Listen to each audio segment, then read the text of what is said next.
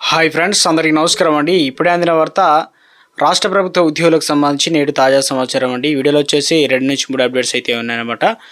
జనవరి 30 తారీఖు అనమాట.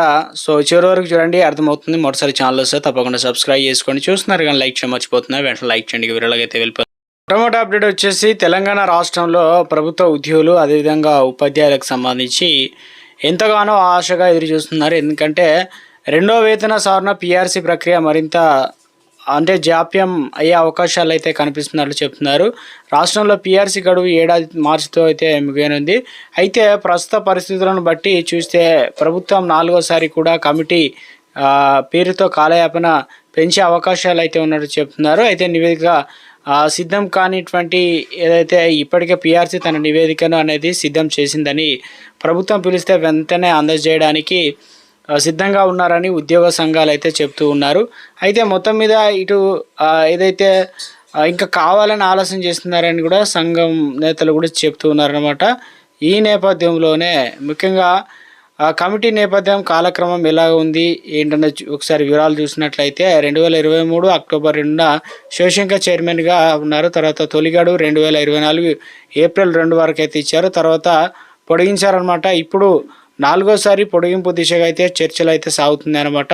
సో అదేవిధంగా ఇక్కడ వచ్చేసి మనకు ఫిట్మెంట్ లెక్కలు అయితే ఉన్నాయన్నమాట. సో అంటే ముఖ్యంగా చూసుకున్నట్లయితే ఫిట్మెంట్ శాతం అంచనా వ్యయం అనమాట 30% అంచనా సుమారు 7,500 కోట్లు. 51% సంఘం అయితే డిమాండ్ చేస్తున్నట్లయితే 12,700 కోట్లు అయితే అవుతాయన్నమాట. సో ఇక 1% ఫిట్మెంట్ పెంచితే కనుక నెలకు 250 నుంచి 300 కోట్ల వరకు అదనంగా అయితే మనకు ఆర్థిక పరిస్థితి అడ్డంక రాష్ట్ర ఆదాయం కంటే వ్యయం ముఖ్యంగా ఎక్కువగా ఉండడం, ఇటీవల డిఏ కూడా ప్రకటించిన నేపథ్యంలో పిఆర్సీ అమలు ఆర్థికంగాను మారబోతుందంటూ ఒక అప్డేట్ అయితే రావడం జరిగిందండి. సో మొత్తానికి మరో అప్డేట్ చూసుకున్నట్లయితే మాయమాటలతో నమ్మించి మోసం చేసిన రేవంత్ రెడ్డి కాంగ్రెస్ ప్రభుత్వం పైన ఉద్యోగులు పింఛన్దారులు తీవ్ర ఆగ్రహంతో ఉన్నారన్నమాట. సో ఇక ఇందుకు సంబంధించి చూసుకున్నట్లయితే ఇందులో వేతన సవరణ సంఘంతో పాటు ఈపీఎఫ్, జీపీఎఫ్, డిఏ పెండింగ్ బిల్లులపైన రేవంత్ రెడ్డి తీవ్ర మోసం చేశారని చెప్పేసి ప్రభుత్వ ఉద్యోగులు భారీ నిరసనకు దిగారనమాట. సో ఇక మొత్తానికి ఇవ్వాలనే విధంగా ప్రభుత్వాన్ని అయితే డిమాండ్ చేస్తున్నారు.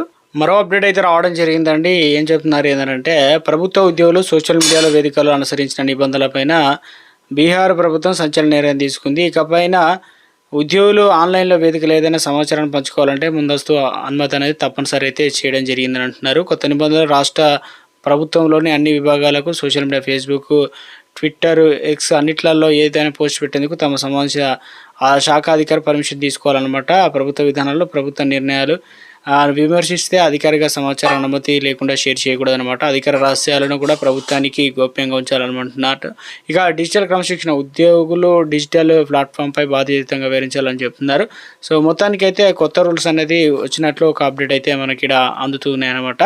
సో ఇక రాష్ట్ర వ్యాప్తంగా మరో అప్డేట్ అయితే ఇచ్చారండి. రాష్ట్రంలోని మహిళా ప్రభుత్వ ఉద్యోగులకు ఋతుక్రమ సెలవులు సౌకర్యం కల్పిస్తూ కర్ణాటక విద్యాశాఖ గురువారం ఒక సర్క్యులర్ అయితే జారీ చేసింది. ఈ మేరకు పాఠశాల విద్యాశాఖ కమిషనర్ వికాస్ సర్క్యులర్ అనగా ఒక ఉత్తర్వులు అయితే జారీ చేయడం జరిగిందనమాట. ఇందులో వచ్చేసి 18 నుంచి 52 సంవత్సరాల వయసు గల ప్రభుత్వ మరియు ప్రైవేట్ రంగాల్లోని మహిళలకు సంవత్సరానికి 12 రోజుల వేతనంతో కూడిన ఋతుక్రమ సెలవులను నెలకు 1 రోజు తప్పనిసరి చేస్తూ కర్ణాటక ప్రభుత్వం 2025లో ఉత్తర్వులు అయితే జారీ చేసిందనమాట. మొత్తానికి మరో అప్డేట్ అయితే వచ్చిందనమాట. బడ్జెట్లో ఈపీఎఫ్ఓ ఉద్యోగులకు ప్రయోజనం చేకూర్చేలా కేంద్ర ప్రభుత్వం కీలక నిర్ణయం తీసుకుందని తెలుస్తుంది.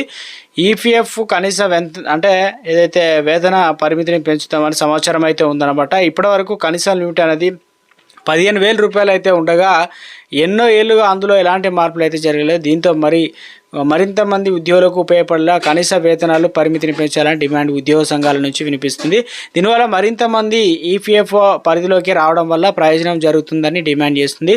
ఇక ముఖ్యంగా చూసుకున్నట్లయితే ఎప్పటి నుంచి పెండింగ్లో ఉన్నటువంటి ఈ డిమాండ్లపై ఫిబ్రవరి 1న ప్రవేశపెట్టిన బడ్జెట్లో కేంద్రం నిర్ణయం తీసుకున్నట్లు సమాచారం అన్నమాట. దీనివల్ల మరింత మంది ప్రైవేటు సంస్థలు పనిచేసే ఉద్యోగులకు ఈపీఎఫ్ సౌకర్యం అయితే పొందబోతున్నారు అంటూ ఒక అప్డేట్ అయితే